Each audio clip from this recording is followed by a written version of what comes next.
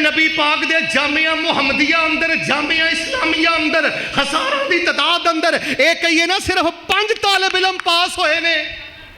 मिल के बोलो नबी पाक की नबूवत बचदी, रसालत बचदी, ईमान की हालत के नाल जिन्हें रुखे अनवर का दीदार किया है। साडा स्टेज है अल्लाह की कसम है 5 तन का मुनकर लानती है। असी 5 तन नूं मानने पर असी आने 5 तन पाक नहीं सब तन पाक।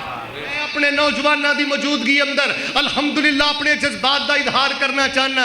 असी सहाबा नाल इसलिए प्यार नहीं करते उन्होंने तहज्जुद पढ़ी है, सहाबा नाल इसलिए प्यार नहीं करते उन्होंने जिहाद किया है, सहाबा नाल इसलिए प्यार नहीं करते उन्होंने कुरान पढ़िया है, सहाबा नाल इसलिए प्यार नहीं करते उन्होंने बड़ा जिक्र किया।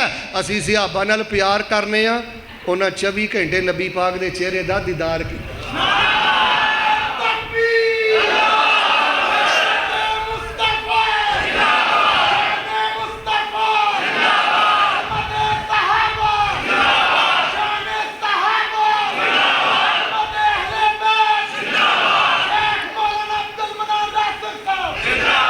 साड़ी जमात दे उलमा तो लैके फरूकी साहब तक मेरे उलमा तक नौजवानों तक हर नौजवान को सवाल कर लो। असी पता की आने साड़ी सारी जिंदगी दियां नेकियां मिल के उस 1 मिनट का मुकाबला ओए ओए चुप चुप मिनट कह गया अस्तगफिरुल्लाह उस सेकंड का मुकाबला मेरी जवानी दियां इबादतां मेरियां रियाजतां मेरे हज मेरे उमरे मेरियां किताबां मेरी जवानी मेरी सारी जिंदगी दियां नेकियां मिल के उस सेकंड के 1000वें हिस्से का भी मुकाबला नहीं हो सकता जिस सेकंड के 1000वें हिस्से अंदर नबी पाक के सहाबा ने नबी पाक के चेहरे का दीदार किया।